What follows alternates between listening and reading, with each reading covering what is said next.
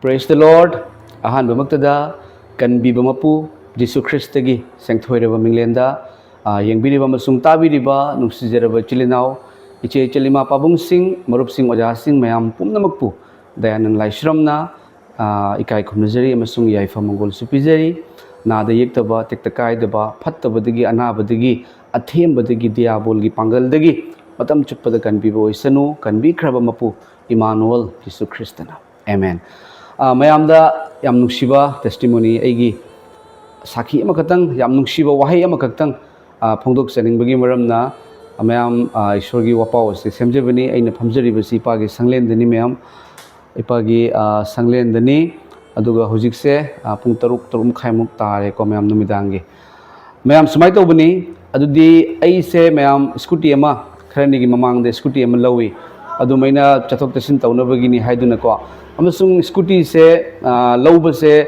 tha manga handaki tha siga pullaga tha manga subani ado scooty se mayam ene installment laubani aduna scooty se lupa lising kunthra down payment piraga laubani ado thada mayam thada lupa lising ahumga chanipan ga tara se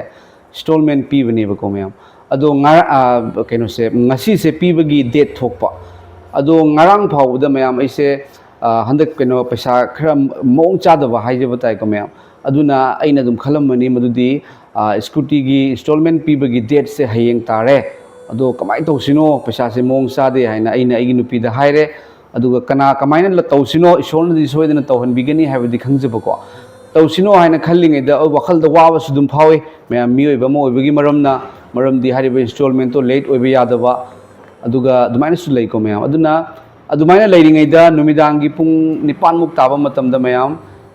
ima ama phone tawre chingmi ima ni ima sigi mekhoi gi mana phone tawrak pa ima sigi leifam se kaino ni Ukhrul dagini ima na phone tawbirak pa se ima na han da haire madudi nangi wapau tai yamna thagali ishorbu yam thagali nanga tawriba thogol se yamna fai yam matang bani adu nangi damakta su ishor da haijei na chingbal loina hairaba matungda ima na eigi yumgi damakta su prayer tawbiu haiduna haibirei aina su hoi hoi ima prathana tawjage haina haijebani adugi matungda ima na haibirei madudi nangi fellowship ki damakta amasung nangna karida sijinaningbano nangna sijinabiu nangi awara pagi damakta lupa lising ahum ka hapserake haina haiba mem ko amasung mase taba matamda aigi thamoida haibadi Jesu Christa ipana aigi awaba aina adi khanjabado ipana direct Jesu Christa na sargadagi thadarakpadi yadabanina haiba nungsikraba ima dubu sijinabiraga maitelunda sungangbirei tabadu yam nungsi ahanni imado imana sumaina pibirei haina pibirake haiba matamda ingonda yamna ipabu haina na thagachaba aduga ipa ishorna di khangbi mayam aidi ipagi thogol tawjaraga nungaijabagi maramna ipana sigi testimony se mayam da semaningi imana thabirakpadagi ngasi installment phajana pithok sakre imana thabiramdragasu atopa manatraga masoidana sinagadobneba masida ipa ishorna ingonda hayaningi bisi karino Jesu Christa ahingba ishorni haibase haijinba nate Jesu Christa se ekhoiga loinaba ishor haibase ekhoigi ima ipa na ekhoina mathau tabada pangbibagum ipa ishorna ekhoibu thadokpide haiba waise ai adomda increase tawjageba adomgi thamoibu thawatchage mayam adom waraba langtaknaraba kari oigani haina khangdaba taragadi adomgi thamoido Christa da thambiu Jesu gi aningbada chatpiu apamda chatpiu adomda lambi ama natraga ama soidana pirakani mayam aigonda potlum oiba yabado khudakta second amada thangdabi khre aduga khwaidagi ngakpa amana aina mathau tariba sel adu khak pibire ishorna aduga gisu helakte aduga gisu walakte mayam lupa lising ahum khak leiragadi aigonda chap chabaneba imaduna su lising ahum chap chana thabire mayam ko praise the Lord mase ishor gi thaujalni mayam aduga imaduna aingonda haibirakpagi video recording mate ama tawjawi adu su mayam tabiu ngasigi testimony ina semjebagi maramdi Jesu Christa na ekhoida 10 akhoida 7 promise pi promise taret ai ishorna ekhoida wasak pi bataret ki manungda aina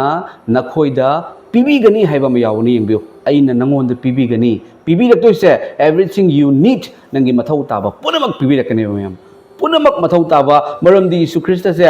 nangna adomna kari prayer tawraktoino adomna kari niraktoino haiba phawbu khangi maramdi ma kadaida loinei ekhogi thamoida mayam ko adom hena thauna fabiu Jesu Christa bu thajabra adom mai hanbigano ninganabigano mangjing thana chenbiu Jesu Christa adom ga loinari adom Jesu Christa thajadabra adom saubiribra migini haugini haibiribra totally wrong adom na khalibado adom gi damakta siduna phumduna hingat pabu migini karam na haigadage adom gi damakta ni matam lairing da lawshin biu lomba naidaba heaven da laigani adom Jesu Christa lawsalam laga to e haiduna thadok tuna laibiribra taibang panbagi mi nang padagi karem kathai narak padagi how ole haibadagi adom Jesu na kauri maramdi wayan nabagi damakta lakadore ipado yaudagi hameng khaidok pagum dharma chenmana karamba pap chenmana karamba ishwar gi macha na karamba shaitan gi mafam da hangadabana karamba khaidok nabagi matam lairingai da pukning hongbiu maramdi bible na hai sarga lebak adu nakle ishwar na puna mapuloi na bibo oisanu amen nang na YouTube ai so akwai so nong ma da mabi mga ra te adam yeng ba phang je hoi hoi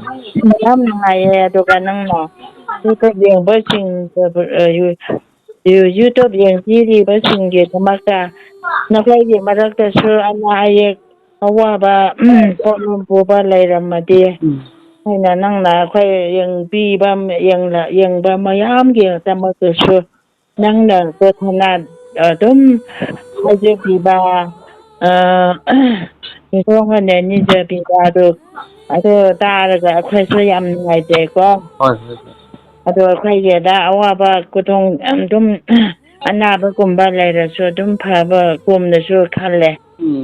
ado nang ge na khoi ge ma pham di yam na ke ma pham doi yam na ke na ꯂꯩ ꯃꯐꯝꯗꯨ ꯌꯥꯝ ꯐꯖꯩꯀꯣ ꯅꯈꯣꯏꯒꯤꯗꯤ ꯑꯩꯈꯣꯏꯗꯤ ꯆꯤꯡꯗ ꯂꯩꯕꯅꯤꯅ ꯑꯩꯈꯣꯏꯒꯤ ꯃꯐꯝꯗꯨ ꯌꯦꯡꯂꯨꯕ ꯀꯥꯟꯗꯗꯤ ꯅꯈꯣꯏꯒꯤꯗꯤ ꯇꯝꯄꯥꯛꯇꯨ ꯌꯥꯝ ꯐꯖꯩꯌꯦ ꯌꯥꯝ ꯅꯨꯡꯉꯥꯏꯌꯦ hoi hoi ima hoina leibiriba chingdusu yam phajai akoina tamda leibina chingse yam phajai ma ꯅꯈꯣꯏꯒꯤꯗꯤ ꯅꯈꯣꯏꯕꯨꯗꯤ ꯏꯁꯣꯔꯅ ꯌꯥꯝ ꯅꯨꯡꯉꯥꯏꯅ ꯇꯝꯗ ꯊꯝꯕꯤꯕꯗꯨ ꯌꯥꯝ ꯏꯁꯣꯔꯕꯨ ꯊꯥꯒꯠꯅꯤꯡꯉꯥꯏꯅꯤꯗ ima punamag isobu thagatminasi chingda leresu tamda leresu ima ishorna akoibu tekta kaidana hinganbirise awala pala hinganbirise asigidamakta isorbu thagatminasi ko ꯍꯣꯏ ꯍꯣꯏ ꯑꯗꯨꯒ ꯅꯪꯒꯤ ꯄꯨꯟꯁꯤꯗꯁꯨ ꯅꯪꯅ ꯑꯗꯨꯝ ꯏꯁꯣꯔꯒꯤ ꯅꯤꯡꯅ ꯁꯪꯂꯦꯞ ꯁꯥꯒꯠꯂꯒ ꯅꯪꯅ ꯏꯁꯣꯔꯒꯤ ꯁꯪꯗ ꯂꯦꯞꯄ ꯐꯪꯕꯁꯦ ꯏꯁꯣꯔꯒꯤ ꯅꯤꯡꯗ ꯌꯥꯝ ꯍꯔꯥꯎꯖꯩ ꯌꯥꯝ ꯅꯨꯡꯉꯥꯏꯌꯦ ꯑꯗꯨꯛꯀꯤ ꯃꯇꯤꯛ ꯏꯁꯣꯔꯅ ꯅꯪꯕꯨꯁꯨ ꯊꯧꯖꯥꯟꯕꯤꯌꯦꯀꯣ ꯑꯗꯨ ꯂꯣꯏꯅ ꯈꯜꯂꯒ ꯏꯁꯣꯔꯁꯤꯗꯤ ꯑꯉꯛꯄꯅꯤꯀꯣ ꯍꯥꯏꯅ ꯑꯗꯨꯝ ꯏꯁꯣꯔꯕꯨ ꯌꯥꯝ ꯍꯔꯥꯎꯕ ꯊꯥꯒꯠꯄꯅꯤꯀꯣ ꯗꯣꯛꯇꯔꯅ ꯐꯕ ꯉꯝꯗꯕ ꯑꯉꯛꯄꯁꯨ ꯅꯪꯒꯤ ꯄ꯭ꯔꯊꯅꯥ ꯇꯧꯕꯤꯕꯒꯤ ꯃꯄꯥꯟꯅ ꯃꯤꯁꯤꯡꯁꯦ ꯅꯨꯡꯉꯥꯏꯕ ꯐꯕ ꯀꯣꯛ ꯂꯥꯏꯅꯥ ꯐꯕ ꯀꯣꯛꯄꯁꯨ ꯌꯥꯝ ꯐꯪꯖꯩ ꯍꯥꯏꯅ ꯑꯗꯨꯝ ꯌꯨꯇꯨꯕꯇꯒꯤ ꯅꯪꯒꯤ ꯃꯤꯁꯤꯗꯨ ꯌꯥꯝ ꯃꯥꯏ ꯄꯥꯛꯅ ꯏꯁꯣꯔꯒꯤ ꯊꯧꯒꯟ ꯇꯧꯕ ꯐꯪꯕꯒꯤ ꯇꯥꯔꯒ ꯌꯥꯝ ꯅꯨꯡꯉꯥꯏꯖꯩꯀꯣ ꯑꯩꯈꯣꯏꯗꯤ ꯃꯩꯇꯩ ꯃꯆꯥ ꯅꯠꯇꯕꯅꯤꯅ ꯅꯈꯣꯏꯒꯤ ꯃꯩꯇꯩꯒꯨꯝꯅ ꯌꯥꯎꯅ ꯁꯨꯅ ꯉꯥꯡꯕꯗꯤ ꯉꯝꯗꯦꯕ ima yam phajai imana haibaju yam chummi imana akoigidamaktasu haijabada ningsingbiu ko ꯑꯩꯗꯤ ꯑꯣꯖꯥ ꯔꯥꯃꯥꯅꯟꯗ ꯅꯈꯣꯏꯅꯤꯒꯤꯗꯃꯛꯇ ꯑꯩꯒꯤ ꯑꯌꯨꯛꯀꯤ ꯗꯤꯚꯣꯁꯟ ꯑꯩꯒꯤ ꯀꯣꯏꯇꯥꯟꯗ ꯑꯣꯖꯥ ꯅꯈꯣꯏꯅꯤꯒꯤꯗꯃꯛ ꯑꯗꯨꯝ ꯑꯩ ꯄ꯭ꯔꯊꯅꯥꯗ ꯅꯤꯡꯁꯤꯡꯕꯤꯌꯦ ꯀꯁꯥꯔꯒꯤ ꯃꯅꯨꯡꯗ ꯑꯗꯨꯝ ꯑꯁꯥꯝꯒꯤ ꯃꯔꯛꯇ ꯀꯁꯥꯔꯗ ꯅꯪꯅ ꯑꯗꯨꯛꯀꯤ ꯃꯇꯤꯛ ꯏꯁꯣꯔꯒꯤ ꯊꯧꯒꯜ ꯐꯪꯖꯕ ꯑꯗꯨꯒꯤꯗꯃꯛ ꯏꯁꯣꯔ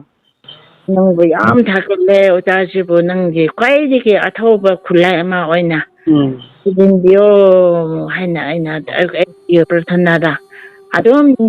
ꯅꯤꯡꯁꯤꯡꯕꯅꯤ ꯅꯨꯃꯤꯠ ꯈꯨꯗꯤꯡꯒꯤ ꯏꯁꯣꯔꯒꯤ ꯊꯧꯒꯜ ꯇꯧꯕꯗ ꯑꯩꯁꯨ ꯈꯖꯤꯛꯇ ꯑꯣꯏꯔꯁꯨ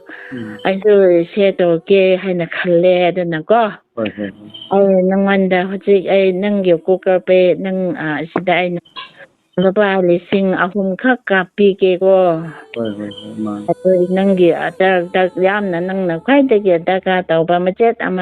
ꯑꯃꯈꯛꯇ ꯑꯣꯏꯔꯁꯨ ꯑꯗꯨꯝ ꯅꯪꯅ ꯑꯗꯨꯝ